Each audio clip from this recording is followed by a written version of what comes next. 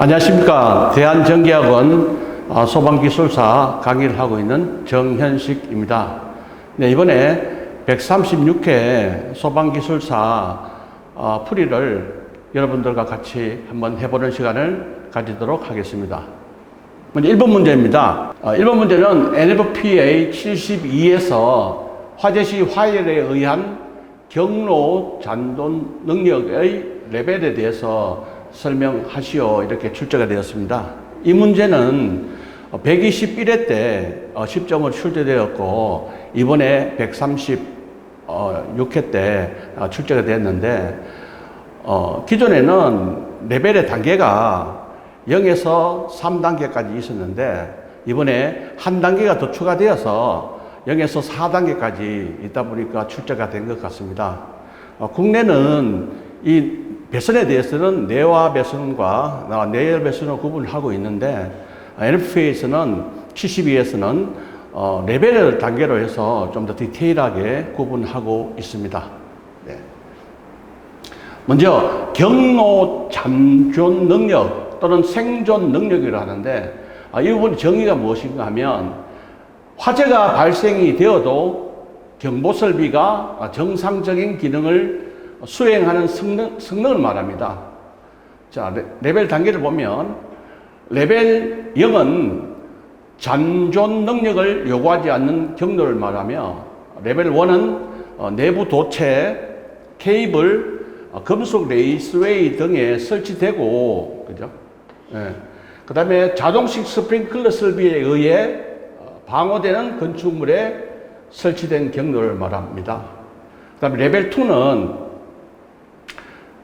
다음 중 하나 이상으로 구성되는 경로로서 1시간 내와도 능력의 회로 케이블이나 케이블 설비, 그리고 1시간 내와도의 방호구역이나 방화구역, 그 다음에 관계 기관에 의해 승인된 1시간 내와 성능의 대체 설비를 말하며 레벨 3는 문구가 다 똑같은데 1시간에서 2시간으로 2시간으로 1시간이 더 늘은 2시간으로 경로를 말하며 그 다음에 마지막 레벨 4는 자동식 스프링클러 설비에 의해 방호되는 건축물에 설치된 경로로서 다음 중 하나 이상으로 구성되는 경로다. 그래서 레벨 4는 자동식 스프링클러에 방호되는 건축물에 설치된 경로로서 플러스 다음 중 하나 이상으로 구성된 경로. 그러니까 이 네 가지는 2시간 내 이 내와는 레벨 3를 말합니다. 레벨 3에서 그 레벨 3를 구성을 하고 경로가 구성되고 자동식 스프링클러 설비에 방호되는 건축물에 설치된 경로, 이렇게 이해를 하시면 되겠습니다.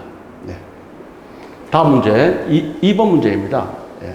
2번 문제는 은이동 현상, 이렇게 실버, 그죠? 네. 미그레이션이라고 합니다. 은이동 현상의 기존 기출 문제이고요. 여기서 물은 것은 네 가지를 물었습니다. 네 가지. 먼저 은이동이 됨을 통해서 이제 발열이 되게 되는데 이 발열이 되게 되면 어떤 위험성이 있는지 하나 물었고, 그 다음에 발생 요인, 은이동 현상이 왜 발생을 하느냐, 그 요인을 물었고, 그 다음에 반도체가 만약 파손이 되게 되면 어떤 영향이 있고 거기에 대한 대책이 무엇이냐 하는 것을 묻게 됐습니다. 자, 이런 문제가 이런 출제가 되면 항상 물었던 순서대로 답안을 써주는 것이 중요합니다. 먼저 은이동 현상에 대해서 어떤 문제이든지 간에 먼저 거기에 대한 개념을 먼저 써주고 들어가는 게 중요합니다. 예, 그래서 은이동 현상이 뭐냐, 정의를 보게 되면 직류 전압이 인가되어 있는 은으로 된 이극 도체 간에 절연물이 있을 때 그 절연물 표면에 수분이 부착되면 은의 양이온이 절연물 표면에 음극적으로 이동하는 현상이다. 이걸 간단히 줄이게 되면 절연물 표면에 수분이 부착되면 은이 음극적으로 이동하는 현상이다, 이렇게 됩니다. 이게 정이고, 자, 은이 만약에 그러면 음극적으로 이동을 하게 되면, 양극에서 음극으로 이동하게 되면 어떤 문제점이 되느냐? 이제 열이 발생하게 됩니다. 자, 이 열이 발생하게 되면 어떤 위험성이 있느냐? 그죠? 이제 이동 전류에는 발열이 되고, 이 발열에 의해서 이 전극이 용융이 된다. 이거죠. 녹는다는 이야기죠. 예. 녹고, 그 다음에 정기적인 단락이 또 발생하게 되고, 절연 파괴의 원인이 됩니다. 예. 예. 열에 의해서 용융이 되고, 단락이 발생하고, 절연 파괴의 원인이 된다. 예. 그러다 보니까 반도체가 이제 파손이 되는 것이죠. 자, 그러면 이 발열이 은이동이 되는 가장 큰 원인이 뭐냐, 그죠? 발생 요인. 그 중에서 온도가 높고 습도가 높은 이런 환경이 있을 때 이런 현상들이 많이 발생한다는 것이죠. 그 다음에 절연물을 사용하게 되는데 흡습성, 습기를 빨아들이는 이런 절연물을 사용을 하게 되면 이 은이동 현상이 또 발생이 되는 것이죠. 예. 그리고 장시간 동안 이 직류 전압을 인가를 하게 되면 또 이런 현상이 발생이 되겠습니다. 자, 그 다음은 은이동 현상이 발생이 되면 어떤 영향이 있느냐 이거죠. 반도체 파손에 의해서 어떤 영향이 있느냐. 반도체가 파손이 되게 되면 제어 시스템의 기능이 상실되겠죠. 예, 상실되고 과열이 발생된다는 겁니다. 과열이 발생이 되어서 용융이 되고 절연 파괴가 되고 단락이 된다는 것이죠. 예. 그래서 대책은 뭐냐? 3산화 안티몬을 정착시켜서 장벽 배리어를 설치한다. 그러니까 전극 사이에 배리어를 설치하는데 3산화 안티몬을 정착시킨 배리어를 형성하거나, 그 다음에 실버 이온을 붙잡는 다른 막을 형성하거나, 은하고 팔라디움 합금을 사용해서 은이동 속도를 낮추는 것이 중요하다. 그리고 이 환경을 고온 답습한 환경을 없애주는 것이 중요하겠죠. 이게 은이동 현상에 대한 이번에 출제된 문제입니다. 자, 그 다음에 소화약제는 화재가 발생이 되게 되면 이제 그 불을 끌 수 있는 약제들이 있는데, 그 약제가 물일 수도 있고 가스계 소화설비도 있고 물분무일 수도 있고 미분무일 수도 있는데, 우리나라 미국에서는 NFPA에서는 물소화약제를 가장 우수한 것으로 해준다는 것이죠. 그래서 어떤 이 건축물에 만약 스프링클러스가 설치되어 있으면 화재 보험료가 이렇게 주는데, 만약에 가스계 소화 설비가 설치되어 있으면 보험료를 많이 인상하는 그런 NFPA 기준을 가지고 있어요. 그래서 물을 보면 우리가 많이 마시고 있는 물 있지 않습니까? 물이 어떻게 생겼어요? 이렇게 생겼어요. 이렇게. 예. 요거는 산소, 요거는 수소입니다. 수소인데 요런 형태로 딱 이렇게 구성을 하고 있는데요. 요 각도가 104.45도 정도 각도를 가지고 이렇게 형성되어 있고, 요 산소 원자하고 수소 원자하고 요 사이는 극성 공유구 결합을 하고 있습니다. 공유를 하고 있고, 여기서 보면 점수로 되어 있는 부분이 있죠. 요게 물분자가 이렇게 결합을 하는데 수소 결합을 하고 있습니다. 예, 이렇게 물의 특성을 관찰해 보면 이렇게 되어 있습니다. 그러면 이 공유 결합하고 수소 결합을 통해서 물이 어떤 소화약제가 어떤 그를 이제 영향을 가지느냐 이거죠. 봤을 때 이 물은 원자 간의 극성 공유 결합을 하고 다른 극성 물질과 혼합이 가능하다. 그래서 이 물에다가 첨가제를 사용을 해서, 그죠?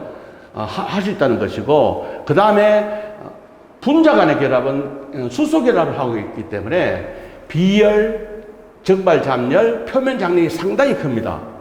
그럼 이 비열하고 적발 잡열하고 표면이 크면 어떤 소화약제로 장점이 있느냐, 그 뒤에서 보도록 하고요. 그런데 또 단점은 또 있습니다. 단점. 장점이 있으면 단점이 있겠죠. 단점은 이게 물이 0도씨 이하가 되면 얼게 됩니다. 빙점이라고 하는데, 얼게 되면 겨울철에는 이게 동파에 또 문제가 발생이 되기 때문에 이 동파를 방지하기 위해서 우리가 보온을 한다든지 열선을 갖는다든지 이런 또 추가적인 그런 것을 해야 된다는 거죠. 자, 보겠습니다. 자, 그러면 물리적 성질로 보면 비열이 1kcal per kg 도시입니다. 그리고 잡열 중에서는 정발 잡열이 있고 융해 잡열이 있고, 자, 융해가 뭐냐면 녹는다는 것이고요. 정발은 말 그대로 정발이다. 고체에서 액체로 변할 때 융해라고 합니다. 융해. 그때의 잡열이 80kcal kg당. 정발 잡열은 539kcal가 됩니다. 그래서 비열하고 잡열이 크기 때문에 이 물 소화 액체가 이제 화점에다가 분산하게 되면 냉각 효과가 상당히 우수하다는 거죠. 아, 물이 냉각 효과가 우수한 그런 특성을 가지고 있구나. 그 다음에 밀도가 4도씨에서, 그죠? 단위 체적당 1000kg입니다. 그래서 방사 시 타격 효과가 우수하고, 그 다음에 표면 장력이, 그죠? 20도씨에서 72다인, 단위 센티미터당에서 방사 형태가 다양합니다. 방사 형태에 따라서 봉상으로 하나, 적상으로 하나, 무상으로, 분무상으로 이렇게 방사를 할 수가 있습니다. 다양하게. 그리고 빙점, 이 부분 단점이 되겠죠. 1기압의 0도씨에서, 0도씨 이하에서는 이 물이, 그죠? 은다는 것이죠. 그래서 겨울철에 동파 문제가 발생이 된다. 그리고 점성 개수, 이게 소화수를 이송할 때 마찰 손실이 발생하는 이런 두 개의 단점이 있지만 장점이 더 많다는 거죠. 물에서는. 예. 자, 그 다음에 물었던 게 뭐냐면 압력하고 온도 상태도를 그리라고 했습니다. 자, 가로축은 온도, 세로축은 압력입니다. 보면 이 그래프가 보이시는지 모르겠는데, 이 부분은 이 영역은 고체 영역, 이 영역은 액체 영역, 이쪽은 기체 영역입니다. 이 고체, 액체, 기체가 세 개가 만드는 이 점을 삼중점이라고 합니다. 예. 그때의 온도를 몇 도냐? 0.01도씨일 때 기압은 0.006기압. 요때는 고체, 액체, 기체가 서로 상존하고 있다. 예. 그리고 물은 4도씨일 때 밀도가 가장 큽니다. 밀도가 아까 앞에서 1000kg per, 그죠? 단위 체력당 이렇게 가장 크다는 거죠. 그 다음에 밀도, 이 밀도가 그러면 액체하고 고체하고 기체에서 어느 게 가장 크냐? 액체가 가장 큽니다. 액체가 가장 크고 그 다음이 고체, 기체 순으로 밀도가 크다. 자, 그 다음에 이제 단점으로서는 물은, 그죠? 만일에 얼게 되면, 그죠? 동결이다. 얼게 되면 체력이 10% 정도 팽창한다는 거죠. 그렇게 배관에다가, 배관이 이렇게 있으면 물이 차가 있다는 거죠. 근데 이 체적이 커지다 보니까, 자, 우리가 소화 배관이 이렇게 둥글지 않습니까? 이렇게 둥글게 돼 있으면, 쉽게 포항제철에서 이 배관을 만들 때 이렇게 이런 철판을 이렇게 동그랗게 말아서 이 부분을 용접을 쫙 하거든요. 그래서 어느 부분이 터지는가 이 용접한 부위가 터진다는 거죠. 왜? 체적이 10% 팽창한다면서요. 그죠? 그러니까 이게 이 부분이 갈라지고 겨울철에는 물이 안 새겠죠. 왜냐? 얼음으로 얼어 있으니까 언제 물이 쏟아져 수선 피해가 났냐? 해빙기 때 봄철에 이제 이 물이 쏟아지는 거죠. 그리고 압력도 보면 25메가파스칼 상당히 높은 압력으로 형성이 된단 말입니다. 그래서 이 물은 다 좋은데 이 동파 문제가 있구나. 그래서 동파 문제에 대해서 실무에서는 많이 신경을 쓰고 있습니다. 그 다음에 요점은 임계점이라고 해서 그때의 온도가 37.4도씨에서 218기압에서 임계점인데 이때는 전기로만 존재한다 이런 거죠. 물론 물 소화액체에 대해서 특성이라든지 이런 부분 더 많지만 지금 현재 지금 출제된 게 10점짜리 문제이기 때문에 이 정도만 물어둔 것만 써도 충분하겠다. 그렇게. 자, 이제 4번 문제입니다. 4번 문제는 위험물 쪽의 문제입니다. 예. 특수 인화물에 대해서 이제 출제가 되었네요. 참으로 오래간만에 출제가 됐는데, 자, 이렇게 나왔습니다. 위험물 안전관리 법령에서 정하는 특수 인화물 중에 디에틸에테르에 대해서 다음 사항을 설명하세요. 네 가지를 물었단 말입니다. 이 네 가지를 물으면 네 가지에 대해서 답을 다 작성을 해야지만 우리가 원하는 점수를 받게 됩니다. 만약에 이 네 가지 중에서 세 가지밖에 한 개를 못 썼다. 그럼 이 한 개에 대한 마이너스 점수가 부여가 되는 거죠. 그러면 그 점수는 누가 부여하느냐? 그거는 이제 출제위원들이 출제를 할 때 과목당 이제 3명이 모여서 채점을 하게 되는데, 채점을 할 때 만약에 이렇게 네 문제 중에서 한 문제를 못 칠 때 몇 점을 줄 것이냐 정하고 이렇게 채점을 들어간다는 거죠. 그래서 쓰는 것도 순서대로. 자, 먼저 많이 물었습니다. 이 문제는 먼저 1번 문제 보면 분자식도 물었고, 지점 수량이 얼마냐, 끓는 점이 얼마냐, 인화점이 얼마냐, 발화점이 얼마냐, 전기 비중이 얼마냐, 6가지를 물었습니다. 1번 문제는. 그죠? 두 번째는 성질을 물었고, 그 다음에 이 디에틸에테르를 어떻게 저장하고 취급할 거냐. 그리고 만약에 이게 디에틸에테르가 화재가 나거나 아니면 상황에 따라 폭발이 발생할 수도 있습니다. 이럴 때 어떻게 소화할 것이냐. 이거를 물을 거죠. 먼저 분자식을 보게 되면 디에틸에테르가 C4H10O라고 되어 있습니다. 자, 이게 분자식이 있고 구조식이 있는데 먼저 구조식을 한번 볼게요. C4라면서요. 탄소가 4개네요. 탄소가 하나, 둘, 그죠? 셋, 4개. 그러고 산소가 1개래요. 자, 여기서 이제 요 사이에 이제 산소가 들어가죠. 요 사이에 산소가 들어가고, 그리고 수소가 10개네요. 그죠? 1개, 2개, 3개, 4개, 5개, 6개, 7개, 8개, 9개, 10개. 자, 이게 디에틸에테르에 대한 구조식입니다. 그래서 이거를 이제 분자식을 어떻게 쓰는가 하면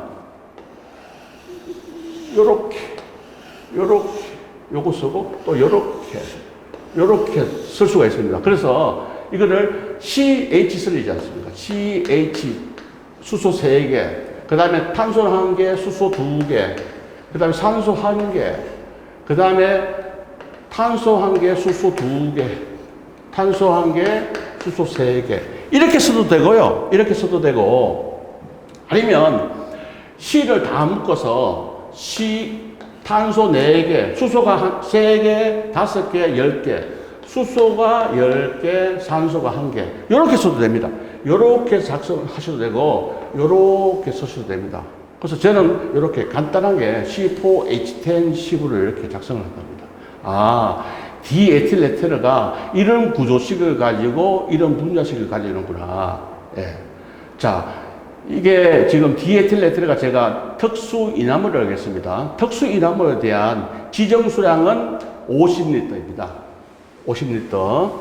그 다음에 이 디에틸에테르의 끓는 점은, 그죠? 34.6도입니다. 6도씩.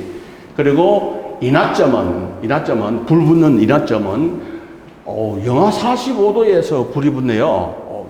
영하 40, 위험하다, 그죠? 위험하지 않습니까? 그 다음에 발화점은 뭐냐? 180도에서 발화를 하게 되고, 이 전기 비중은 2.6입니다. 요 6가지를 물은 거고. 그 다음에 일반적으로 성질을 보게 되면, 이 디에틸에테르는 독성이 상당히 강합니다. 독성. 예. 이 독성이 강하기 때문에 이거를 사람이 장시간 흡입할 때는 마취작용이 또 발생이 되고, 그리고 보시다시피 B점, 그죠? B점, 인화점, 발화점이 낮고 연소 범위가 상당히 넓은 이런 특성을 가지고 있습니다. 그래서 연소 한계가 낮기 때문에 만약에 전기가 소량 누출되어도 그 상황에 따라서 폭발이 발생할 수가 있고 상당히 위험한 물질이죠, 그죠? 그 다음에 강산화제와 접촉을 했을 때 격렬히 반응하고 혼촉 발화하는 이런 성질을 가지고 있습니다. 그래서 진짜 위험물이지 않습니까? 그 다음에 그럼 이 디에틸에테르를 저장할 때, 그리고 또 취급을 할 때 어떻게 할 것이냐 이거죠. 그래서 독성하고 전기 흡입에 의한 마취가 되지 않도록 이런 장비를 갖추고 이렇게 저장실에 들어갈 때나 취급을 할 때는 그렇게 해야 되는 게 중요하고요. 반드시 이런 데 들어가서는 점화원을 반드시 제거해야 됩니다. 점화원 때문에 그 연소의 3요소가 그거지 않습니까? 가염물 산소 점화원입니다. 항상 산소는 이 실에 존재하고 있고, 그죠? 그 다음에, 이게 디에틸에테르가 가해물이지 않습니까? 폭발성 물질이지 않습니까? 거기서 점화만 되면 이거는 화재 또는 폭발로 발생이 되기 때문에 점화를 상당히 라이터나 이런 걸 휴대하고 들어가면 안 되겠죠. 그죠? 그 다음에 대량으로 저장할 때는 이 불활성 가스를 이렇게 이어서, 그죠? 그걸 낮춰줘야 되는 부분이 있고, 그 다음에 강산화제와 만나면 격렬하게 반응한다니까, 그죠? 혼촉 발화에 상당히 주의를 해야 되고, 그 다음에 취급 시설로는 구리, 마그네슘, 수원, 그리고 은 또는 그의 합성 성분은 사용을 하지 않아야 돼요. 중화 반응을 하기 때문에 사용을 해서는 안 됩니다. 자, 만약에 마지막으로 소화 방법이 뭐냐? 만약에 이 디에틸에테르가 누출이 되어서 화재 또는 조건에 따라서 폭발이 발생했을 때는 일반 그로 사용을 하면 물소화액제를 사용하면 안 되고 이산탄소나 그다음에 분말, 포소화액제로 질식 소화를 시켜야 된다는 거죠. 네. 그리고 만약에 이 포를 사용하게 되면 내알코올포를 사용한다는 거. 예. 왜냐하면 포 소화를 했을 때 거품이 소포 터진다는 거죠. 터지기 때문에 견딜레자, 이 견딜레자거든요. 예. 내알코올포용 이 포를 사용해서 소화를 해야 된다. 이런 거죠. 예. 4번 문제였고요. 자, 다음 문제 5번 문제입니다. 정기적 폭발에서 발생할 수 있는 현상에 대해 설명하라. 이렇게 되어 있네요. 그죠? 그러면 정기적 폭발이 뭔지 그 정의부터 먼저 알아보게 되면 통전, 그죠? 통전, 전기가 통하고 있는 그런 상황에서, 그죠? 그런 전기적 에너지에 의해서 높은 열에 아크를 수반하면서 폭발하는 현상이 전기적 폭발이다. 이런 이야기죠. 자, 그러면 이 전기적 폭발이 왜 발생할까? 그 과정을 한번 보게 되면 이제 전선이 구리로 된 전선도 있고 요즘은 가격 측면에서 알루미늄 전선도 많이 사용하거든요.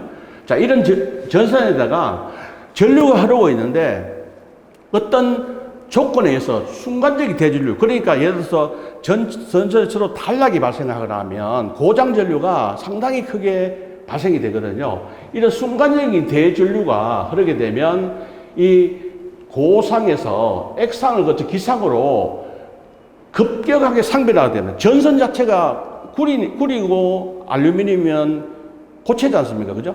이런 고체가 액상을 거쳐 기상으로 급격하게 상변하면서 부피가 팽창하게 된다. 그러다 버리면서 아크를 수반하면서 폭발하는 것. 이게 전기적인 폭발이라는 거죠. 그러면 이 위험한 전기적 폭발이 발생했을 때 어떤 현상들이 있을 수 있느냐는 거죠. 먼저 화재가 발생할 수 있다. 자, 아크를 수반해서 전선이 폭발하게 되면 그 주위에 있는 가해물에 착화될 수도 있지 않습니까? 그래서 화재가 발생할 수 있고, 그 다음에 전선의 피복이 용되면 유독가스가 발생이 된다는 거죠. 유독가스, 연기가 발생된다. 예. 이 유독가스에 발생하게 되면 이 가시거리가 제한이 되고 피난 시간이, 제실자의 피난 시간이 지연됨을 통해서 인명 위험성이 증가할 수 있다. 그 다음에 주변 구조물을 손상시킬 수도 있다는 거죠. 폭발에 의해서. 예. 전선이 폭발하게 되면 어떤 충격파가 발생하면서 주변 구조물을 손상시킬 수가 있다. 예. 그래서 대책으로는 뭐냐, 그죠? 대책으로는 항상 과전류 차단기라든지 전력 퓨즈를 통해서 대전류가 흐르게 되면, 그죠? 차단기로서 차단을 해줘야 된다는 것이죠. 이렇게. 이 차단 그래프인데, 이거 시간 t고, 이게 전류면, 그죠? 어느 시간에서 몇 초에 어떤 전류가 얼마 흐르면 몇 초 만에 차단시켜라 하는 이런 차단기를 통해서 전류를 끊어주면 되겠죠. 그 다음에 전선의 용량을 보아의 허용 전류. 그러니까 케이블이 이렇게 있으면 이 안에 이제 도체가 이렇게 있지 않습니까? 도체가 있고 여기는 절연체입니다. 절연체. 그러면 열이 이렇게 방출하는데 도체에 전류가 흐르게 되면 이렇게 흐르게 되면 줄열이 발생되거든요. 무조건 열이 발생해야 되겠는데 이 줄열이 그죠? 발생하게 되는데 그래서 이게 절연체를 통해서 이제 방열이 되게 되는데 적정한 보아를 걸어서 적정한 그죠? 전류가 흐르도록 하는 것이 중요하겠죠. 예. 그 다음에 이제 과부하 운전을 하면 안 되겠죠. 과부하 운전. 예. 그리고 이 전선 유지관리 잘해서 단락이라든지 선하고 선끼리 붙는 현상, 단락이라든지 이 전류에 누설 전류가 흘러서 지략이 발생한다든지 이런 것을 방지를 하는 것이 중요하겠고 그리고 평소에 열화상 카메라를 이렇게 이용을 해서 이 전선을 서로 뭐 접촉한 부위라든지 단자 부위에 있지 않습니까? 뭐 예를 들어 차단기가 이렇게 있으면 이제 뭐 케이블이 이렇게 돌아다고 칩시다. 이 차단기하고 전선하고 물리는 이 접속 부위를 열화상 카메라로 이렇게 찍게 되면 여기 온도가 다 표시가 되거든요. 그럼 전류가 정상적으로 흐르고 있으면 여기 색상이 그냥 이렇게 파란색인데 만약에 열이 많이 흐르면 이 부분 붉게 이렇게 표현이 됩니다. 이걸로서 지금 온도도 다 표현이 되거든요. 이 단자가 여기 단자 부위 이런데 열이 발생되는지 평소에 점검을 잘 해야 된다는 거죠. 자, 이 단자가 처음에는 꽉 조아놔도 이게 시간이 지나면 풀릴 수가 있다는 거죠. 왜냐하면 뭐 아시겠지만 전류는 이렇게 파형을 그리고 흘러간다는 거죠. 위로 갔다가 내려갔다가 이렇게 하기 때문에 진동을 하기 때문에 이 부분의 접속 부위가 풀리게 됩니다. 그럼 뭐 해보셨는지 모르겠지만 전선을 이렇게 손을 갖다 대면요 전선 자체가 이렇게 막 진동이 있거든요. 뭐 해보셨는지 모르겠지만 그게 바로 이런 현상입니다.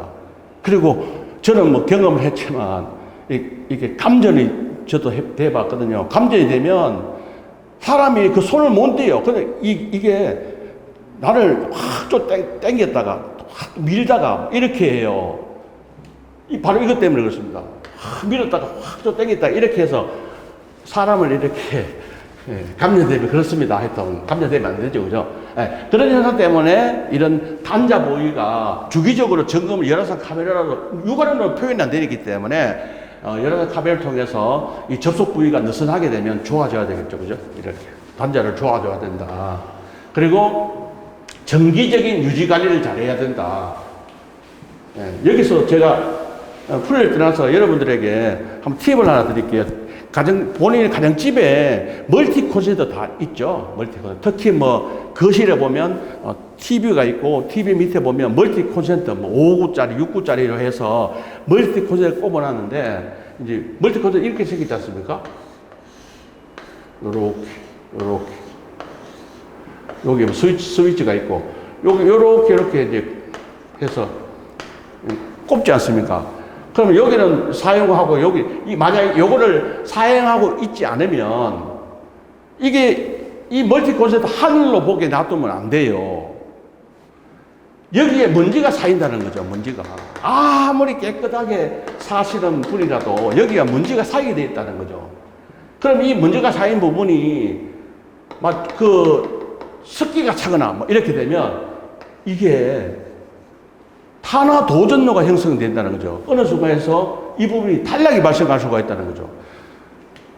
저는 전공이 전기다 보니까 이런 또 경험했는데 메인 차단기에 있고 이제 부수바가 이렇게 있고 그 다음에 이렇게 해서 분기 차단기가 이렇게 설치가 됐는데 이게 이제 분전반 안에 그죠? 돼 있는데 어느 순간 지하실에서 이 분전반이 폭발을 해버렸습니다. 폭발을. 그 원인을 찾아보니까 이 전선 부분에 먼지가 계속 쌓이는 거예요. 예? 쌓이고, 이 지하실이 얼마나 습하겠습니까? 그러다 보니까 어느 순간 서로 이렇게 단락이 발생되는 거죠. 그래서 폭발해버리는 그런 현상이 발생된다. 그래서 어떻게 해야 되느냐. 이 부분을 정기적으로, 저는 한 3개월에 한 번씩인데, 붓을 들고 이렇게 다 이렇게 청소를 합니다. 전류도 측정하지만 청소를 해줌을 통해서 이런 그 유지 관리를 잘 해주면 정기 청소를 통해서 이런 폭발을 발생을 방지할 수 있다는 것이죠. 그렇죠. 유지 관리도 상당히 중요하다는 것을 이제 그런 차원에서 이 출제위원께서 이 문제를 내신 것 같습니다. 예. 자, 다음 문제 6번 문제를 보겠습니다. 이 문제는 출제가 되려 예상을 했던 부분이고요. 요번에 법이 조금 개정이 되면서 출제가 예상됐던 부분인데 출제가 되었네요. 세 가지를 물었습니다. 세 가지. 근데 이 문제도 이제 접근하기가 만만치 않은 게 뭐냐면 이 3번이 어려웠습니다. 3번이 1번 착공신고 대상, 소방시설공사에 대한 착공신고 대상이 뭐냐? 그리고 착공신고를 제외할 수 있는 대상, 그래 하지 않아도 되는, 안 한다는 것이 아니고 하지 않을 수 있는, 제외할 수 있는 대상이 뭐냐? 그 다음에 착공신고할 때 제출, 이 3번을 대부분 사람들이 잘 모르셨을 거예요. 왜냐하면 이거 실무를 하신 분이 아니면, 감리를 하고 실무를 안 하신 분은 사실 접근하기 힘들었다. 왜냐하면 기존 소방기술사 서적에서 착공신고할 때 제출서가 어떤 게 있느냐 다루고 있는 책들이 거의 없었기 때문에 대부분 1번, 2번 다 썼을 거예요. 자, 이 부분도 2번도 제외 대상도, 그죠? 관할 소방서에서 관할 소방관이 그 착공신고 접수를 받는 담당 소방관이 그래도 착공신고 해주세요. 이렇게 하면 해야 됩니다. 무조건 뺄 수 있는 부분은 아닙니다. 그죠? 자, 먼저 세 가지로 나옵니다. 착공신고에서 세 가지 나눌 수 있는데, 먼저 신설공사, 그 다음에 정설공사, 그죠? 그 다음에 여기 보면 일부를 개설하거나 이전하거나 어떤 장비를 정비하는 공사, 이 세 가지로 나눌 수가 있습니다. 보면 새로 이렇게 아무것도 없는 벌판에다 건물을 짓습니다. 이게 신설 아닙니까? 신축 공사, 그죠? 이럴 때는 언제 착공신고를 해야 되느냐? 관할 소방서에 착공신고를 해야 되는가 하면 옥내 소화전 그리고 호설 옥내 소화 포함해서 설비를 신설하거나, 그 다음 스프링클러 설비 등을 신설하거나, 물분무 등, 그리고 옥외 소화전, 소화용수 설비, 제연 설비, 연결 송수관 설비, 연결 살수 설비, 연소 방지 설비를 신설하거나, 그 다음에 비상경보 설비, 자동화재 탐지 설비, 화재 알림 설비, 비상방송 설비, 비상 콘센트 설비, 무선통신 보조 설비를 신설할 때는 착공신고를 반드시 해야 됩니다. 요번에 법이 개정된 게 바로 이 부분이거든요. 이 화재 알림 설비가 요번에 새로 들어가는 거죠, 우리 기준에. 그래서 이 화재 알림 설비가 추가됐습니다. 자, 그 다음에 정설공사를 보면 어떤 기존 건축물에서 지금 이 건축물 4층인데 만약 5층으로 뭐 정축을 한다거나 아니면 뭐 옆으로 또 더 키운다거나 이렇게 정설을 했을 때는 착공식으로 하게 되는데, 그때는 옥내 소화전이나 옥외 소화전 설비를 정설하거나, 그 다음에 스프링클러 설비 등 또는 물분무 등 소화 설비의 방호구역이나 방수구역을 정설할 때, 그리고 자동화재 탐지 설비 또는 화재 알림 설비의 경계구역을 정설하거나, 그 다음 제연 설비의 제연구역을 정설하거나, 연결 송수관 설비의 송수구역을 정설하거나, 그 다음에 연결 살수 설비의 살수구역을 정설하거나, 비상 콘센트 설비의 전용 회로를 정설하거나, 연소 방지 설비의 살수구역을 정설할 때는 또 착공신고를 해야 된다는 것이죠. 그 다음에 전부 또는 그저 일부를 개설하거나 이전하거나 정비하는 공사가 어떤 것이 있는가 하면 수신반을 그죠 전부를 또는 일부를 개설하거나 이전하거나, 여기 있는 수신반을 A동에 있는 수신반을 B동 옮긴다거나 이런 거, 그 다음 소화 펌프를 이렇게 하거나, 동력 제어반, 감시 제어반, 이 네 가지를 이렇게 할 때는 착공식을 해야 된다는 것이죠. 예, 이런 거고. 그 다음에 착공신고를 제외할 수가 있어요. 제외할 수 있는, 반드시 뭐 안 한다는 것이 아니고, 제외할 수 있는 대상이 어떤 것이냐. 총 8가지가 있습니다. 8가지.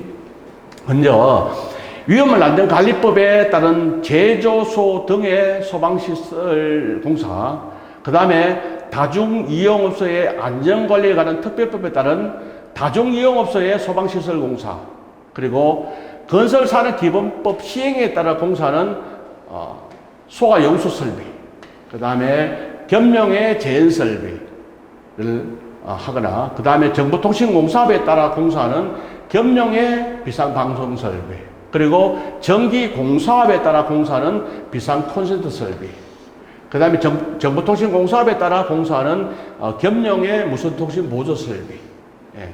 그리고 마지막 8번째로 고장 또는 파손 등으로 소방시설을 긴급히 교체하거나 보수하는 경우가 어떤 경우냐면 바로 앞에 있는 4가지 수신반, 소화펌프, 동력제어반, 감시제어반을 긴급하게 그죠?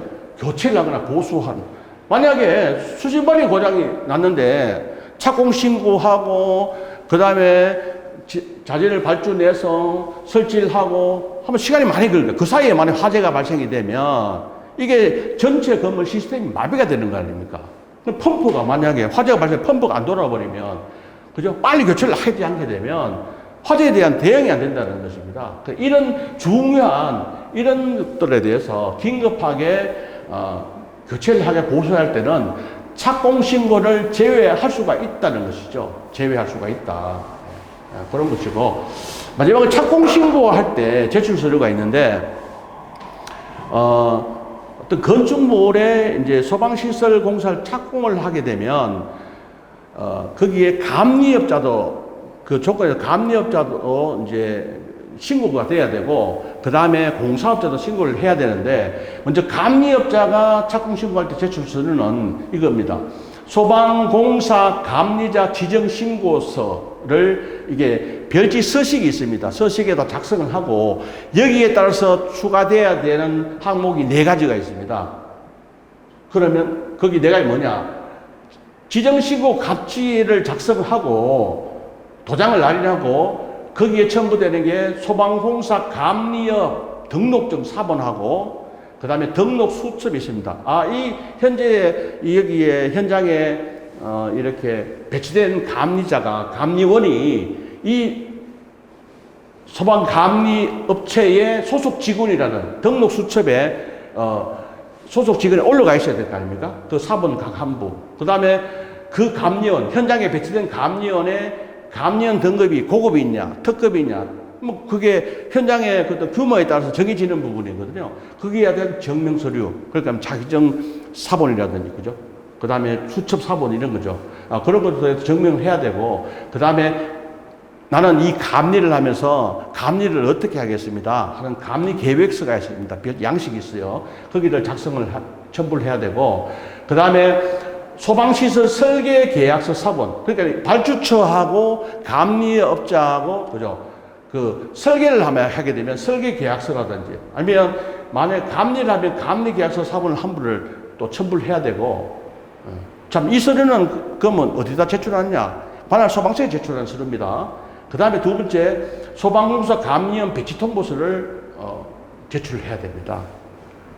자, 그 다음에 공사업자가 제출해야 되는, 실질적으로 이 소방공사를 하는 공사업자가 제출해야 될 서류가 이렇게 있습니다.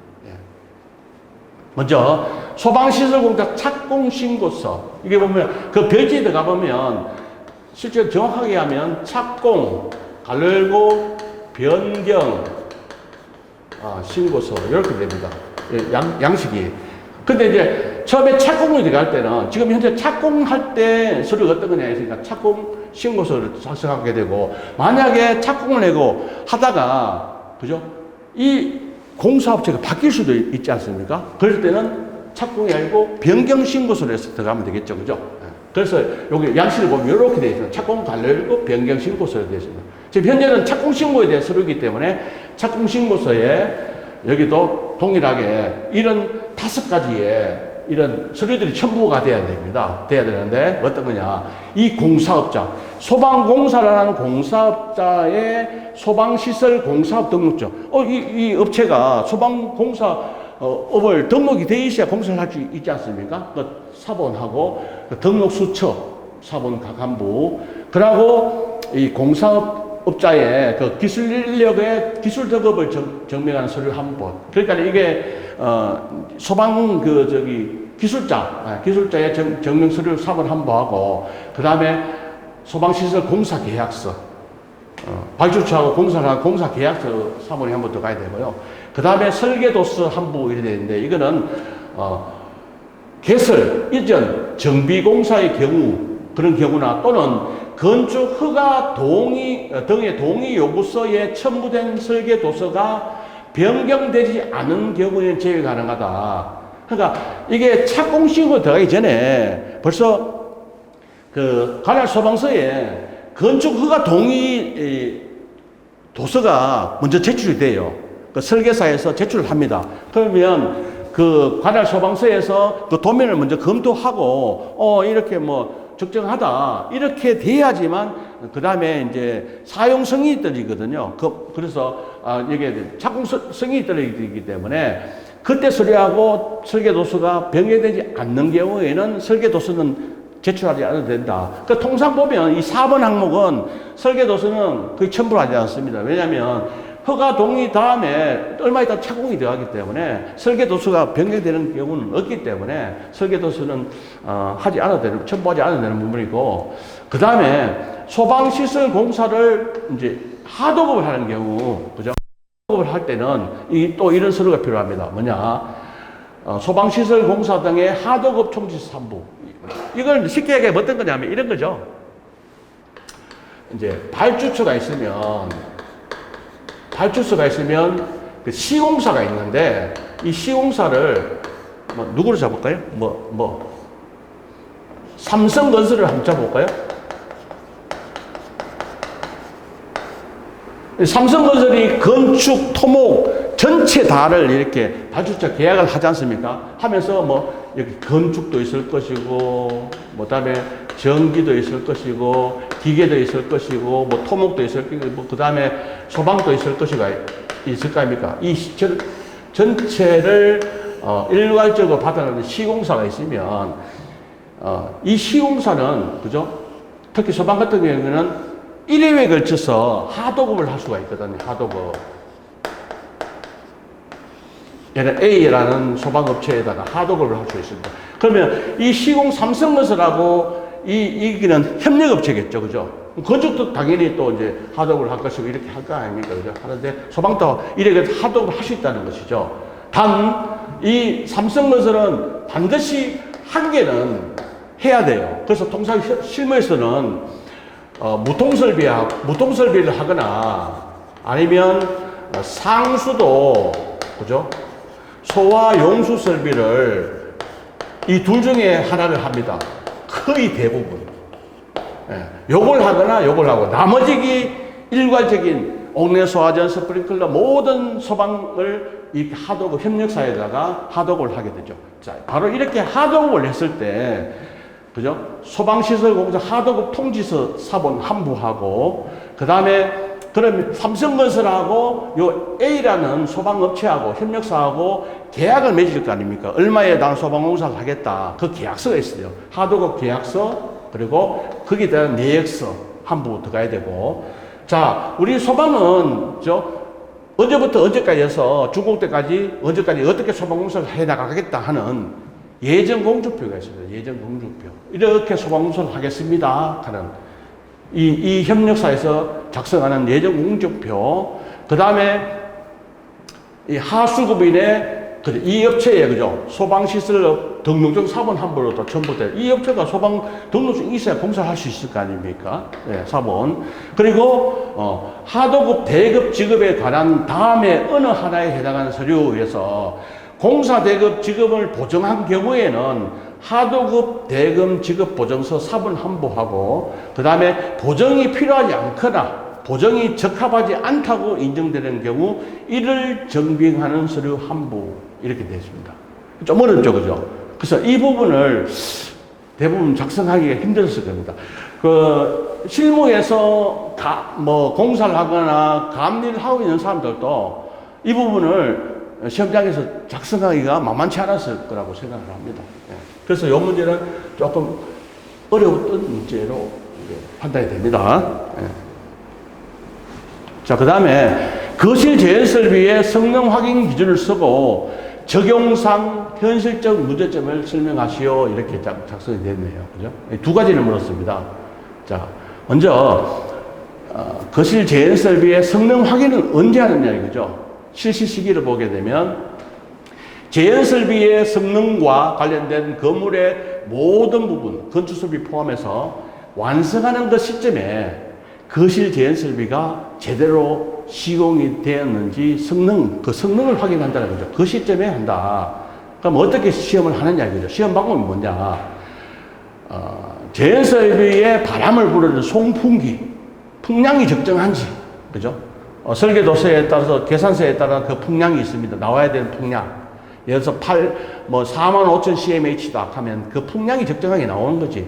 그리고 그 송풍기 들은 모터에 전류하고 전압을 적정한지 측정을 하고, 그 다음에 제형구역의 화재 감지기, 수동 기동 장치 포함해서 를 작동을 시켜서 제한 설비가 정상적으로 작동하는지. 이게 이제 우리 실무에서는 테스팅, 그죠? 어드저스팅, 그죠? 밸런싱, 이렇게 해서 TAB로 이야기합니다. 이걸 한다는 거죠. 그 다음에 제형구역의 공기 유입량 및 유입 풍속, 그리고 배출량은 모든 유입구 및 배출구에서 측정을 한다는 거죠. 시험을 하고, 그 다음에 출입문이라든지 방화 셔터라든지 공기 조화 설비 등이 제한 설비의 연동성 상태에서 측정한다는 거죠. 화재 감지기를 만약에 화재 감지기를 동작을 시켜서, 그죠? 화재로 이렇게 하게 되면 경보가 울리고 화재가 발생했습니다 하면서 제한 설비가 동작이 되고 출입문이 만약에 열려 있으면 닫혀져야 될 것이고, 그죠? 방화 셔터는 또 이제 감지 동작을 A 감지기, B 감 동작을 하게 되면 셔터가 또 늘어와야 될 것이고, 그죠? 이런 것들 순차적으로 되는 것인지 시험을 한다는 거죠. 그럼 성능 기준을 보게 되면 있습니다. 배출량은, 그죠? 배출구별 배출량은 설계 배출량의 60% 이상이어야 된다. 지금 현재 이 내용이 어디에 있는가 하면 화재 안전 기술 기준에 있는 내용이 아니고요. 화재 안전, 그죠? 기술 기준, 그죠? 해설서에 있어요. 해설서. 그래서 요즘 이 해설서에서, 그죠? 해설서에서 문제가 지속적으로 출제가 되고 있네요. 이번에도 이게 한 세 문제 정도 나온 것 같은데, 한 네 문제 정도 나네요. 136회도.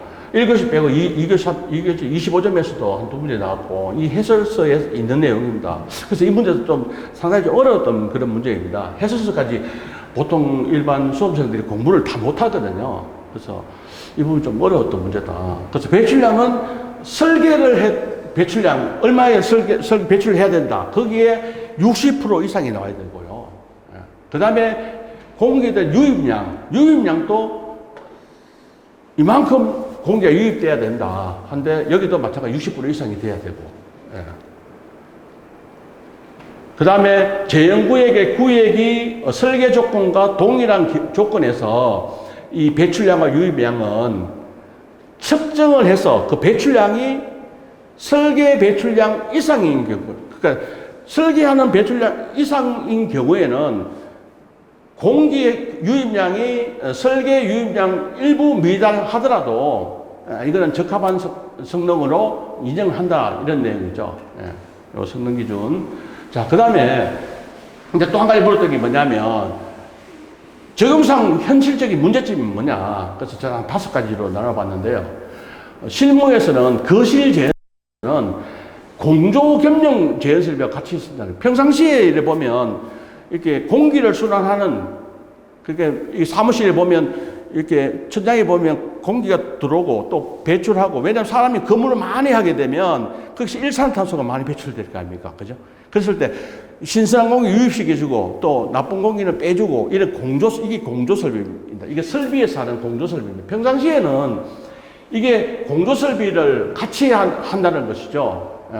그러다 보니까 테스팅, 어드저스팅, 밸런싱 이거를 수행한 이후에 공조용 풍량을 조정을 해버리는 경우가 많다는 거죠. 이럴 때는 제인설비에서 TAB를 해놔도 이게 모의한다는 이런 문제점을 가지고 있습니다.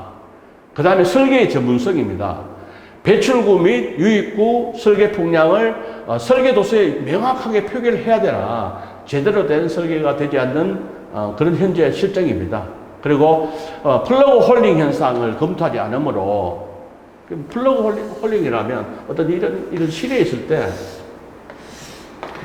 여기가 지금 천장에 이제 반자가 치지 않습니까? 반자가 쳐지고 자 여기서 만약 배출구가 있다, 그죠? 배출구가 있으면 이렇게 해서 덕트가 여기 되겠죠. 덕트가 해서 이제 이쪽으로 빼야 된다는 거죠, 그죠? 이게 이제 여기서 만약 화재가 발생했다, 그죠? 화재가 발생하면 연기가 찰 거 아닙니까? 차가지고 이제 연기가 확 찬단 말입니다. 그럼 사람이 요렇게 해서 여기로 도망을 가야 되는데 연기가 이제 막 늘어올 거 아닙니까? 이렇게 여기가 늘어오는데 배출을 하는 이게 압이 세버리면 이 연기층도 밑으로 늘어오면서도 여기 있는 신선한 공기까지 확 빨아들여 버리는 거, 이게 플러그 홀링이라는 거거든요. 예. 이 현상을 검토하지 않기 때문에 TAB를 수행해도 제인설비 목적 달성 여부는 불확실하다, 이런 문제점. 그리고 TAB 업체의 전문성, 그죠? 전문성을 갖춘 기관, 단체에서 성능 확인을 하는 규정이 없기 때문에 관련 기준이 발의돼야 된다, 이런 거. 그 다음에 핫스모크 테스트라고 해서 화재안전 기술 기준의 시험 방법 및 성능 기준으로만은 그죠? 제인설비 신뢰성을 확보의 한계가 있기 때문에 그죠? 핫스모크 테스트를 병행할 필요가 있다, 이런 거죠. 실질적으로 이 핫스모크 테스트는 법적으로 지금 현재 국내에서는 법적으로 하라는 그게 없기 때문에 이건 핫스모크 또 비용이 많이 들어가거든요. 많이 들어가 보니까 이 부분은 이제 별도로 예산을 잡아야 되는 그런 부분입니다. 그래서 이게 이제 화재가 발생한 것으로 이제 가정을 하고 이 연료를 태워서 연기의 거동 이렇게 어떻게 뻗어나가며 연기가 얼마나 빠른 속도로 하고 천장을 만나고 또 하강을 하고 이 시간들을 다 이렇게 시뮬레이션해서 측정하는 게 핫스모크 테스트인데 이거 비용이 많이 들어가기 때문에 실질적으로 성능 위주 설계 현장이라든지 이런 데서 심의위원이 이 부분은 핫스모크 테스트 해야 된다 하면 하지만 그렇지 않고는 일반 건축물은 하지 않거든요. 그래서 이런 걸 해야 필요가 있다. 그 다음에 준공 후의 관리 기준, 이게 참 또 문제점인데 어떤 이실을 이렇게 이런 상태에서 이제 테스트를 다 해서 준공을 했어요. 그런데 이 건물주가 여기 중간에 칸막이를 탁 쳐가지고 이실하고 이 분양을 또 별도로 해버린다는 거죠. 인테리어 공사, 그죠? 인테리어 공사 했을 때, 그죠? 설계 변경 및 그 TAB를 원래는 재수행해야 되는 거죠. 맞지 않습니까?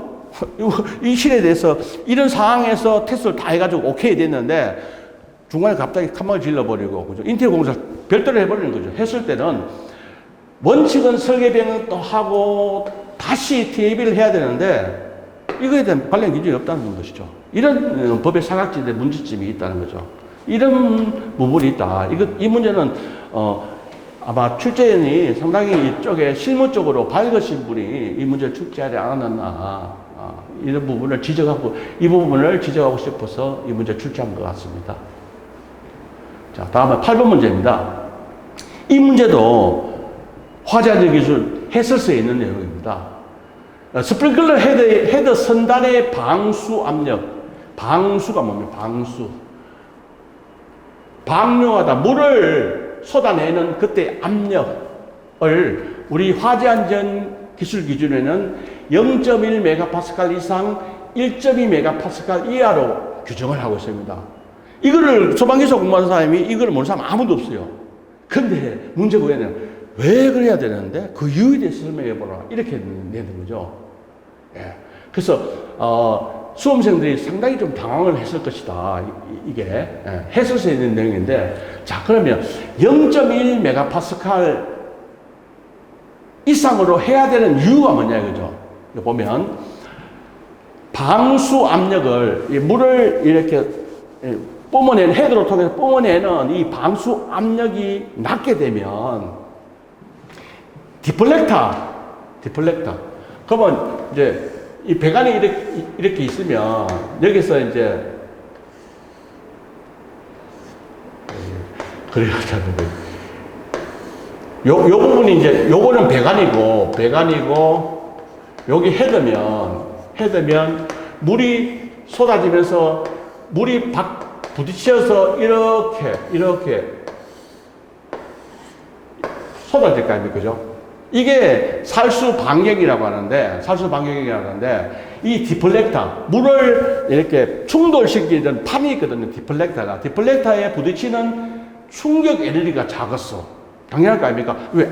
압이색이 약하기 때문에, 충격이 작기 때문에 살수 패턴이 형성되지 않거나, 그 말이 뭐냐, 이 헤드 한 개가, 그죠? 내화 구조일 때는, 그죠? 수평거리가 뭐 2.1m 돼야 된다. 이 거리가. 물이 이만큼은 쏟아져야 된다.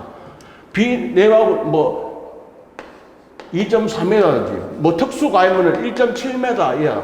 이렇게 헤드 하나가 커버하는 그게 있다는 거죠. 그렇게 돼야 되는데, 압이 약하면, 그죠? 형성되지 않거나, 오리피스 캡을 밀어내지 못하는, 헤드가 요 안에 있다가 속 빠지거든요. 요 캡을 못 밀어내고 있다. 압이 약하면. 그래서 NFPA에서는 어느 정도 하는가 하면, 최소 방수 압력을 0.5바로 규정을 하고 있습니다. 예. 그 다음에, 규정된 방수량이 미달되기 때문에 살수 밀도가 미확보되고, 그 다음에 살수 밀도가 미확보되면 어떤 문제가 생기냐? 소화 실패할 우려가 있다는 거죠. 그래서 어느 정도의 방수 압력이 나와야 되는 부분이구나. 자, 그 다음에, 그러면 상한 방수압이 1.2 메가파스칼 외 이하로 그 이상을 하면 안 되느냐 이거죠. 했을 때 보면 이겁니다. 이 반대로 이제 방수 압력이 커집니다. 상당히 커지면 이 디플렉터에 부딪히는 충격 에너지가 커지겠죠. 그러면 물방울이 만약에 이만한 물방울이 그죠 이렇게 떨어져서 이 화점에다가 와야 되는데 이게 충격 에너지 크면 이 물방울이 작아지게 이게 한 개가 두 개로 이렇게 나눠져 볼 거 아닙니까? 이렇게 물방울이 작아지게 됩니다. 그래서 물방울이 작아지게 되면 이 가볍기 때문에 여기서 화재가 발생이 됐어요. 이 부력을 생성하는 이게 부력으로 이렇게 올라가는 밀어 올리는 그 압력이 있다는 거예요. 압력 때문에 이 물방울이 작으면 날려버리는 거 아닙니까? 화심으로 침투가 뭐 할 거 아닙니까? 그죠? 그래서 그 말이 화염속 침투가 어렵다. 그래서 방수 압력 증가에 따른 평상시에 이 배관에 접속 부위에 누수도 발생할 수 있고 수온도 조기 고갈할 우려가 있다. 그래서 압력을 헤드의 선단의 방수 압력을 0.1 이상 1.2 이하로 규정하는 이유가 여기 있다는 것이죠. 무조건 높다고 좋지 않다는 겁니다. 그죠? 그럼 이건 스프링클러에서 그렇고 옥내 소화전에서는 그죠? 0.17에서 그죠? 0.7 그죠? 메가파스칼 요 사이를 규정하고 있다는 거죠. 이것도 마찬가지 옥내 소화전, 이건 옥내 소화전입니다.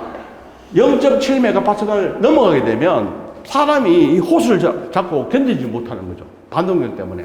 그죠? 자, 그런 이유 때문에 이런 법적으로 규정하고 있는 방수 압력이 있다는 거죠. 그래서 이 부분에 헤드에 대한, 스프링클러 설비 헤드에 대한 방수 압력이 왜 이 사이에 해야 되느냐 하는 것을 물어본 좋은 문제가 되겠습니다. 자, 그 다음에 파이프 섀도우 이펙트. 자, 이거 이제 영어를 한번 풀어보면 파이프는 말 그대로 파이프고, 소화 배관이 파이프겠네? 섀도우가 뭡니까? 섀도우. 그림자, 이거 아닙니까? 현상. 파이프의 뭐 그림자 현상이네요. 이 문제가, 127회 때, 그죠? 지금 136개인데 이게 25점으로 출제됐던 문제거든요. 이건 세 가지 문제인데 콜드 솔더링 현상하고 그 다음에 스키핑 현상, 그죠? 스키핑. 그리고 마지막으로 이제 파이프 섀도우.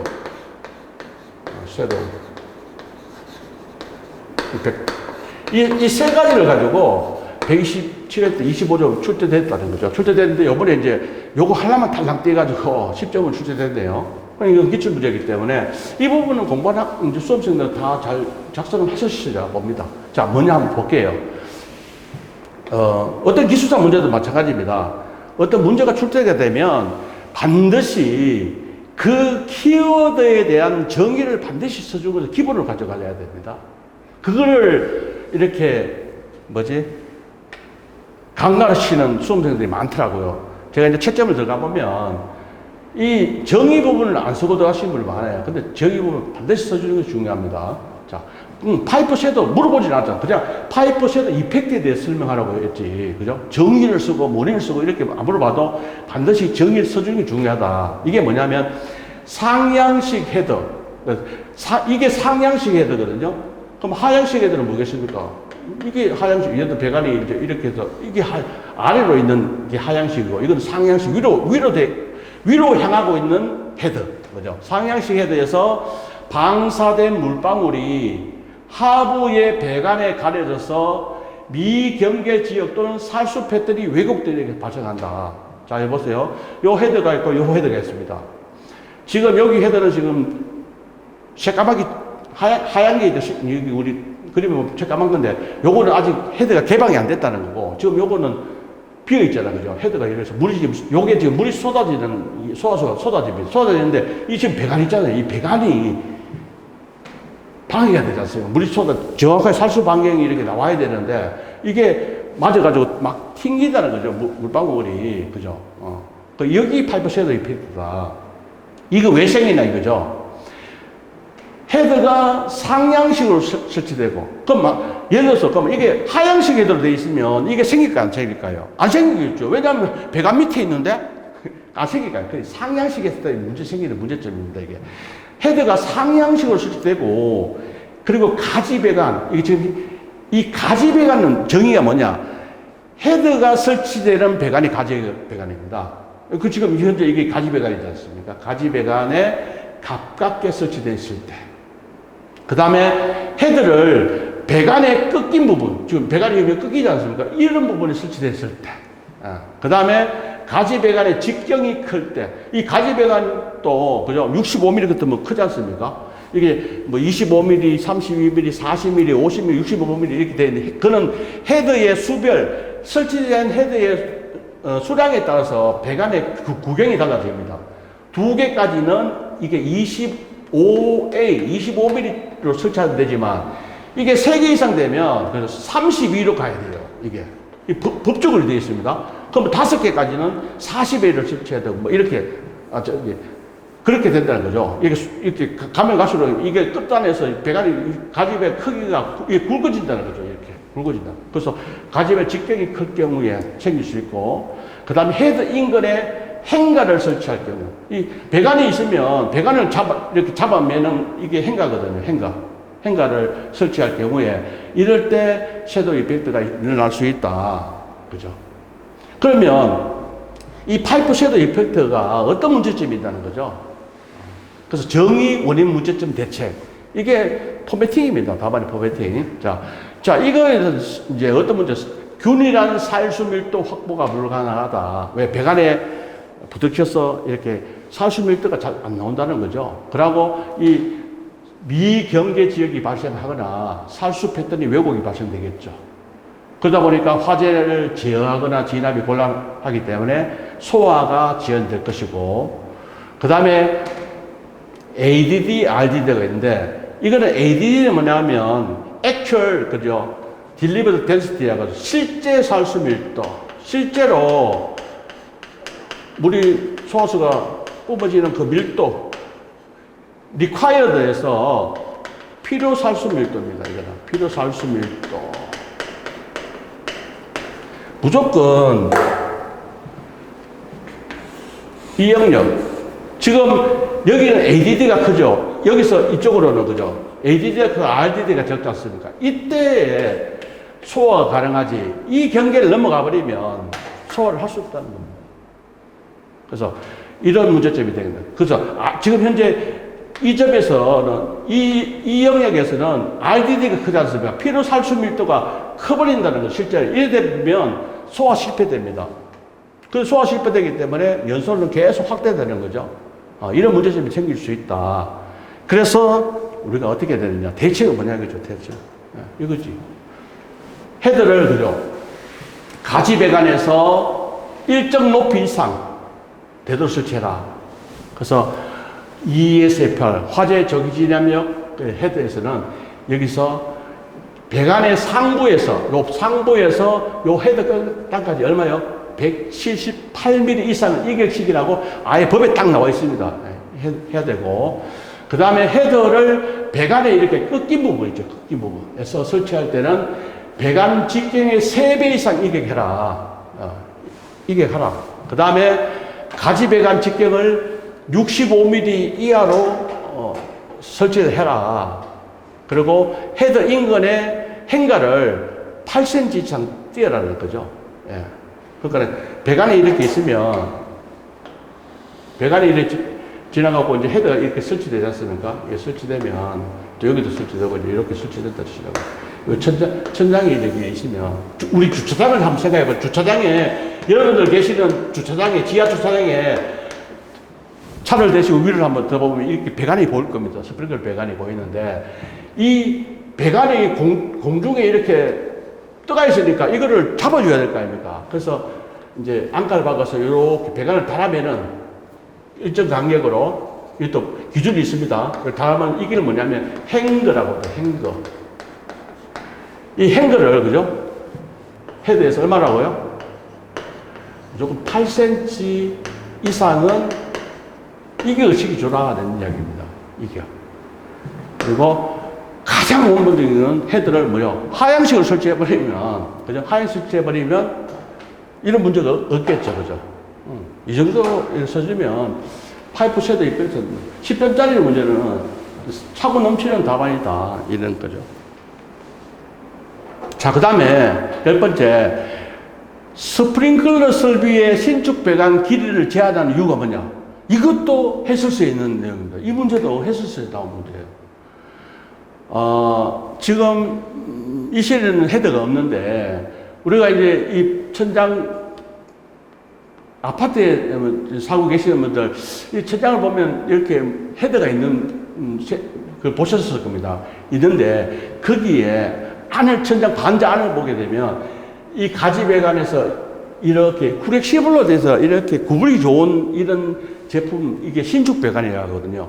이거는 내가 원하는 지점에 이렇게 헤드를 뽑아서 설치할 수 있기 때문에 시공에 간편한 점이 있어서 신축 배관을 사용할 수 있도록 KFI 인증을 받아서 사용할 수 있도록 이제 되어 있는데, 그죠? 이게 왜 길이를 제한하고 있다. 그 왜 이유가 뭐냐. 그죠? 그거를 지금 물어본 거예요. 자, 보면, 개념을 먼저 보면, 이 신축 배관의 개념이 뭐냐. 가지 배관과 헤드를 연결하는 구부림이 용이하고 유연성을 가진 배관이다. 그죠? 이게 뭐냐. 신축 배관이다. 그러니까 쉽게 막 이렇게 구부릴 수 있습니다. 라고, 가지 배관의 헤드를 접속할 때 공사의 편리성과 효율성을 위해서 이 신축 배관이 도입이 되어 있는데, 그죠? 헤드와 방어구의 구조와 여건에 따라서 불규칙하게 설치되는 경우가 많다. 실무에서 그렇거든요. 이때 신축 배관은 이러한 문제점을 쉽게 해결해 주기 때문에 실무에서는 신축 배관을 상당히 많이 사용하고 있습니다. 특히 뭐 이렇게 보면 아파트에 그 1층, 2층 이런 상가들이 있지 않습니까? 그 상가에는 수시로 막 칸막이에 변경되고 막 이러지 않습니까? 이따가 또 나가면 또 새로운 사람들 와서 칸막이 새로 하고 인테리어 새로 하고 뭐 이럴 때 헤드를 쉽게 막 원하는 위치에 하기 위해서 대부분 이 신축 배관을 사용하거든요. 그래서 이제 사용을 하는데 이 배관이 왜 길이를 제하느냐. 가장 중요한 게 이겁니다. 결국은 뭐냐. 이 문구가 꼭 들어가야 됩니다. 이거 안 들어가면 점수 못 받습니다. 마찰 소실 때문에 그렇습니다. 마찰 소실. 길면 길수록 막, 이거 배관을 막, 이게 막 이렇게, 예를 들어서 이 가지배가 있는데 배관을 막, 배관 긴 걸 해서 막, 이렇게 굽혀가지고 막, 이렇게 뽑았다가 쉬워요. 여기서 물이 이렇게 하면서 마찰 소지 얼마나 생기겠습니까? 그죠? 그 가장 적정한 서면 여기서 막, 요렇게 바로, 이렇게 넣으면 되는데, 이렇게 해버리면 마찰 소지 상당히 생긴다는 거죠. 그래서 신축 배관의 길이가 너무 길면 굴곡 부위 등으로 배관의 마찰 소지 크게 증가하고, 소화수의 흐름을 방해받는 상당히 의무가 있죠. 그죠? 그래서 헤드에서 안정적인 방수 압력 확보하기 위해서 길이를 제한하고 있다는 거죠. 그래서 요 문구, 마찰 손실은 이 문구가 꼭 들어가줘야 된다는 겁니다. 네. 그래서 먼저 나왔고. 그 다음에, 요즘은 이제 출제인들도 미련이 안 걸리려고 이렇게 냅니다. 이 방화대포도 여러 가지 법이 있거든요. 있는데 그 중에서 건축 자재등 품질 인정 및 관리 기준의 방화대포가 기준이 또 있습니다. 딱 이렇게 못을 박지 않습니까? 요 기준에 따른 그죠? 방화대포의 성능 및 시험 기준 두 가지를 물었습니다. 그죠? 요거를 설명하시오. 그러면 제가 항상 말씀드렸다시피 그러면 방화대포가 뭔데 하는 부분을 개념을 먼저 써주고 들어간다는 거죠. 자, 지금 현재 보면 요게 벽체입니다. 벽체를 이게 덕트가 풍도가 이렇게 관통을 하게 되면 그죠? 방화고의 관통을 하게 되면 여기서 이거는 지금 이거는 방화고에 되지만 이 안은 방화고에 안 될 거 아닙니까? 그랬을 때 이렇게 방화댐퍼를 설치를 해야 됩니다. 방화댐퍼를 그죠? 근데 이 방화댐퍼는 화재가 발생해서 만약 이 풍도 이게 낙하해도 방화댐퍼 손상되지 않도록 별도로 이렇게 행가로 설치해서 잡아주셔야 된단 말이거든요. 그리고 요거는 1.5mm 철판을 사용해서, 풍도를 사용해서 설치를 해야 되고, 별도로 이렇게, 원래는 여기, 안에 여기 딱 들어가면 제일 좋겠고, 실제 이렇게 시공을 해버리면 유지보수가 힘들기 때문에, 실무에서는 바로 벽체 옆에다가 이렇게 설치합니다. 방화대포 설치합니다.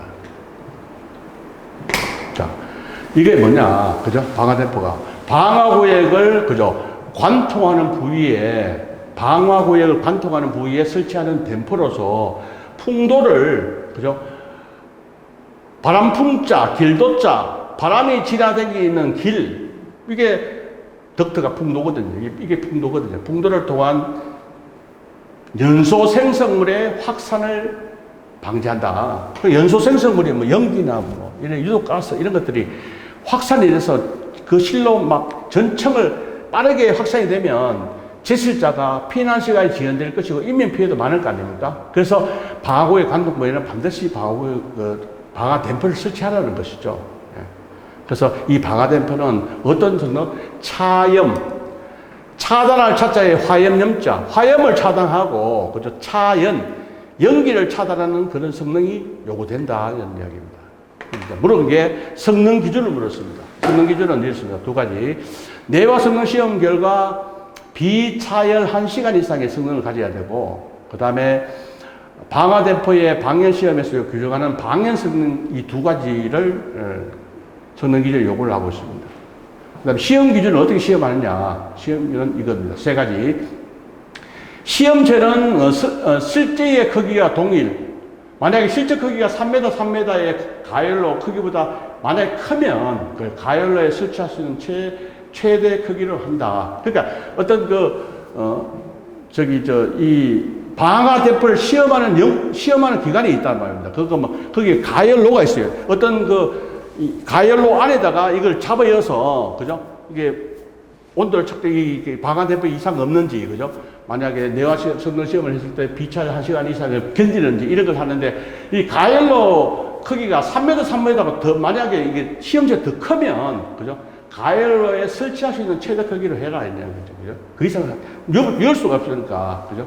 그 다음에 2회 시험을 하는데, 두 번 시험하는데, 이 수직으로 하는 수직 부재는, 그죠? 양면에 각 1회씩 하고, 수평으로 설치돼, 수평 부재는 화재가 노출되는 면에 2회를 설치한다. 거죠. 여기 시험 기준이고, 그 다음에 내화 성능 시험체하고 방연 성능 시험체는 동일한 구성과 재료로 제작을 해야 된다. 예.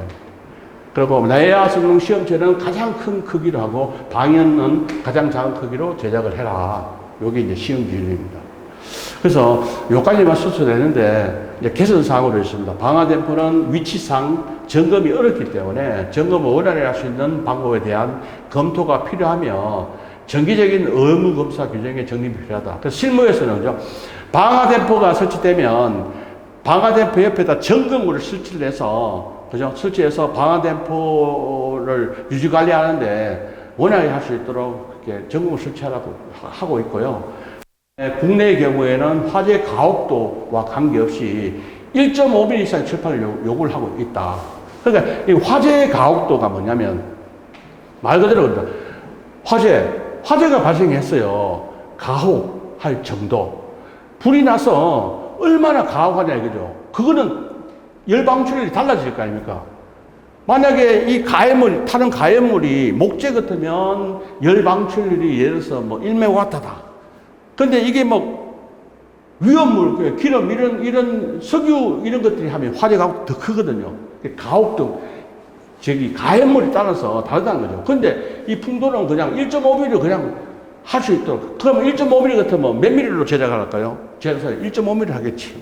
2mm를 하게 돈이 많이 들어갈 거 아닙니까? 그래서 그냥 이렇게 1.5mm 이상으로 해야 된다. 이렇게 하고 있습니다. 그래서 실무에서 보면 우리가 이 풍도가 오면 풍도 딱 보면 육안으로서 이게 몇 밀리인지 모르지 않습니까? 그래서 버니어 캘리퍼스라고 있어요. 측정 장비가 있어요. 그거를 딱 대가지고 재면 이게 그 풍도의 그 직경, 이거 크기에 따라가지고 화재안전 기준에 이상이 다 나와 있어요. 그게 만족하는지 측정을 해야 돼요. 그걸 누가 하느냐? 감리가 해야 되는 것이죠.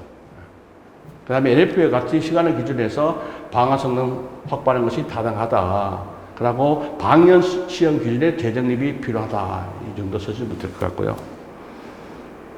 자, 그 다음에 이건 상당히 좀 어려운 문제였는데 쓸 내용도 상당히 많았고 이거를 왜 10점으로 출제를 했을까? 저는 좀 의아하게 생각하는데 건축물 내부 마감 재료 중에서 불연재료하고 나전재료 두 가지 물었어요.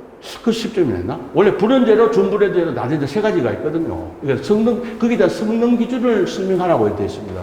이건 25점 출제된 문제인데, 이 문제가 이제 10점 출제해서 양도 상당히 많은데, 이 마감 재료가 뭐냐면, 말 그대로 이겁니다. 지금 현재 이 벽체 있잖아요, 이거. 지금 현재 벽체를 벽지로 발라놨네요, 벽지. 그럼 벽지를 발라놓으면 이거를 일반 잘 타는 벽지가 있을 거고 방염 필정이 붙어있는 벽지가 있을 것이고, 그죠? 그럼 천장에 이 마감재가 마감하는 이 재질, 스코보드에 페인트 칠을 했네요. 이게 마감 자재란 말입니다. 그죠? 이 마감 자재가, 그죠? 하는 역할이 뭐냐는 거죠. 그 마감 자재를 불에 잘 타지 않는 이런, 불연재료나 준불연재료, 나는재료를 하라는 이유가 뭐냐면 불이 나게 되면 화재가 성장할 거 아닙니까? 그 화재는요, 이렇게 성장한다는 거죠. 이렇게. 알파 T의 자성으로 성장한다는 거죠. 이 부분이 이제 이그니션이에요, 이그니션. 이 부분에서 발화가 되게 되면 화재는 그죠? 이건 시간이고, 이거는 열방출력 Q 돋더라는 거죠. 그죠? 시간이 지나면 그냥 직선적으로 이렇게 커지는 게 아니고 알파 T 자성으로 화재가 상당히 급격하게 성장해 나간다는 거죠. 예. 이때 초기 화재 성장을 이렇게 빨리, 예를 들어서 이게 여기서 여기까지 여기 만약에 열방출률이 한 50이다 했을 때 원칙은 그냥 일반 가해물 냈을 때 이게 한 2초만에 이렇게 되는데, 이거를 마감재질을 좀 이렇게 나는재를 쓰면 이거 10초 뒤에 이 열방출로 올라가는 화재 성장을 지연시키는 이 자재를, 마감재료를 그죠? 불에 잘 타지 않는 것을 하면 이렇게 지연시킬 수 있다는 거죠. 그게 이 말입니다. 초기 화재 성장 지연을 하고, 그 다음에 플래시오버 발생 시간을 지연한다. 이게 앞에서 막 성장하면 이 지점. 이게 성장기거든요. 화재가 성장기고, 그 다음에 이게 최성기고, 그 다음에 다 타고 나면 이게 감색이거든요. 이게 감색이. 다 타면 이제 결국 꺼질 거 아닙니까? 불이, 그죠? 그래서 이 지점, 이게 플래시오버 지점인데, 이 플래시오버라는 것이 뭐냐면, 지금 이게 불 붙었어요. 이게 불 붙었는데, 그러면 부력을 상승해서 화염이 천장을 만나면 빠른 속도로 쫙 이렇게 흘러갑니다. 천장을 타고 흘러가, 이게 힐링 제트 플로우로 가는데, 그러면 어떤 화염이, 그죠? 연기, 그러니까 화염이 이게 이 바닥으로 복사열을 방출해요. 복사열을 방출합니다. 해서 여기에 있는 지금 책상들이 저기 불 안 붙었는데, 여기만 불 붙었는데, 이 복사열로 해서 지금 저 가연물을 서서히 이렇게 연기가 나게끔 이렇게 합니다. 그러다가 어느 순간 돼서 이 전체가 확 붙어버리는 거. 실 전체가 화염이 뒤덮이 현상. 그게 이 플래시오버라는 거거든요. 이제 플래시오버, 이걸 발생 시간을 지연시킬 수 있고, 그 다음에 화력 규모를 축소할 수가 있다. 마감 재료를 어떤 걸 쓰냐에 따라서. 그죠? 그 다음 구비 조건. 그럼 이 마감 재료는 특히 소방에서 왜 중요하냐, 이거죠. 이 연소열이 작고, 불 붙는, 그죠? 열이 작아야 될 거 아닙니까? 연소열이 크면 불이 빨리 성장할 거 아닙니까? 연소열이 작고, 열 방출, 그 연소가 됐을 때 방출하는 그 비율 정도가 낮아야 될 거 아닙니까?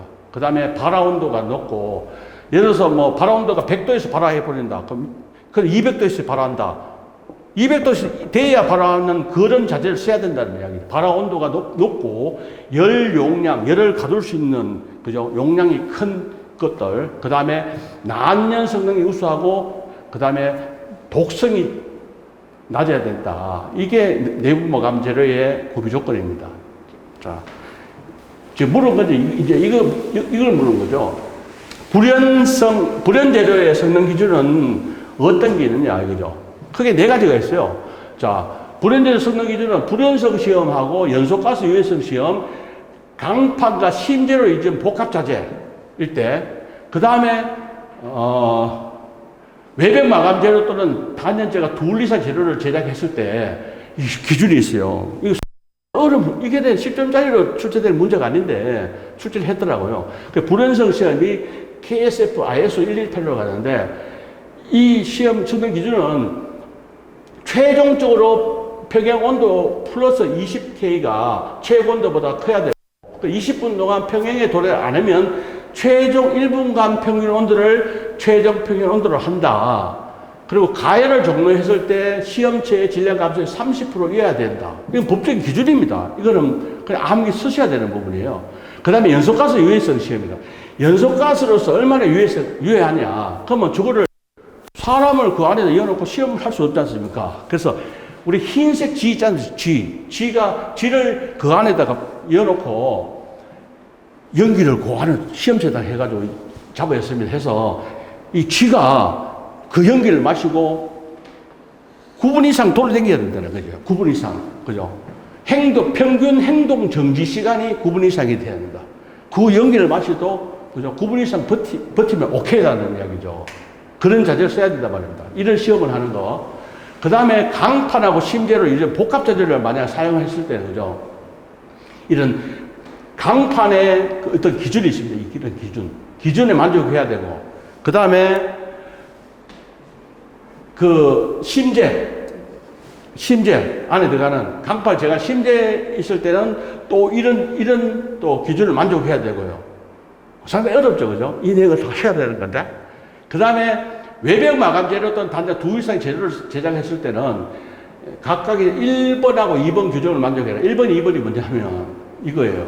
불연성 시험하고 연소가스 시험을 했을 때, 그죠? 만족을 해야 되는 거, 오케이, 합격을 해야 되는 거 부분이고, 그 다음에, 실물 모형 했을 때, 이런 기준, 그래서 예를 들어서 뭐, 시험체 상부로부터 5m 떨어진 위치에서, 그죠? 외부 열전대가 30초 동안 600도씨를 올라가지 않아야 된다. 그 다음 내부 확산 재료는 똑같은 내용이지만, 내부 열전대가, 그죠? 똑같은 30에서 600 올라가지 않아야 된다. 이거는 물은 거예요. 이게 상당히 어려운 문제입니다. 이거를 10점 냈다는 거죠, 우리. 그 다음에 이제 이걸 불연 재료가, 난연 재료는 뭐냐? 난연, 어려울 난자, 연소가 어려운 거. 앞에 있는 불연은 뭐냐면,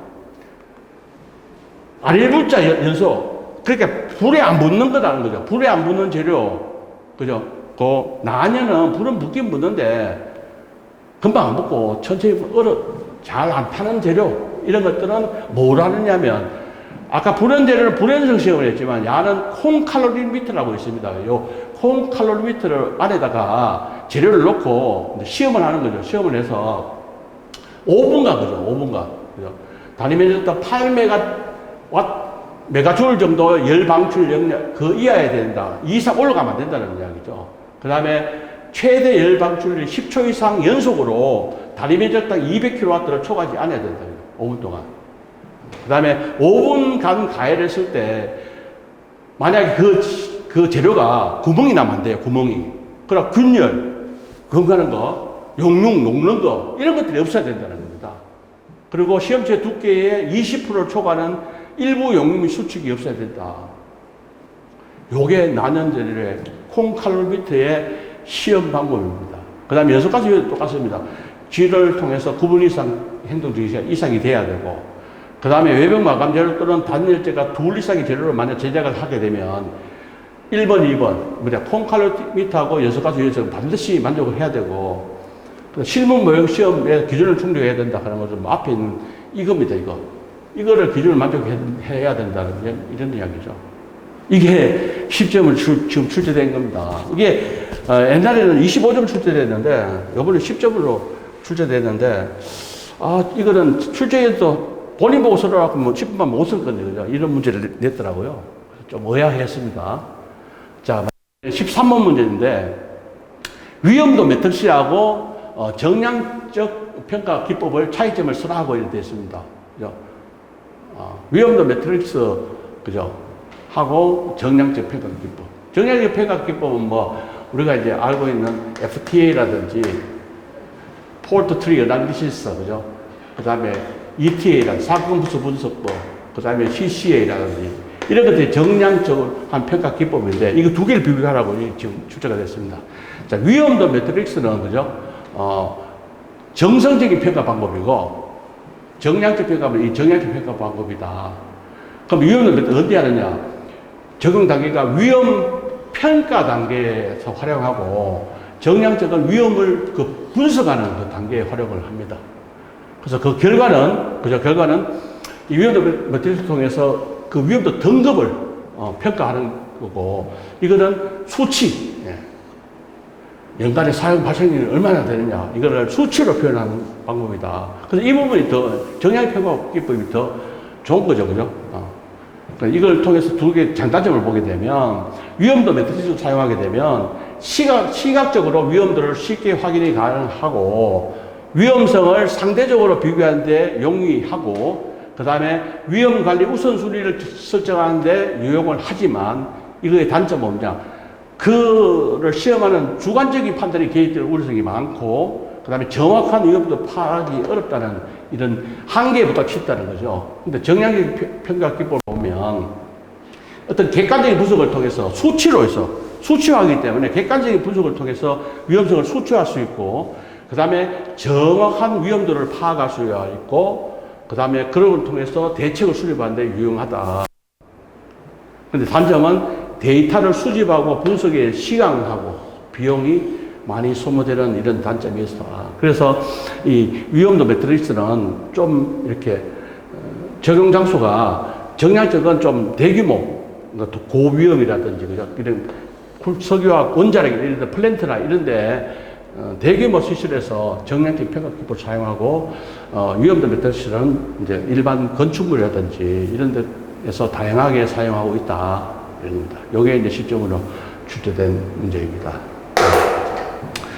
이번에 이제 136회 시험은, 지난 135회보다는 좀 출제 그 난이도가 조금, 제가 생각하기에는 조금 쉬웠지 않았나. 그렇지만, 문제가 쉬워도 많이 뽑느냐, 꼭 그건 아닙니다. 그래서 그거는 이제 채점위원이 이제 채점을 통해서 그런 이제 결정하는 부분이기 때문에, 그래서 무엇보다도 답안하기 얼마나 정확하게 썼느냐, 이게 중요하겠습니다. 그래서 이것으로서 이제 136회 소방교사 풀이를 마치도록 하겠습니다. 수고하셨습니다.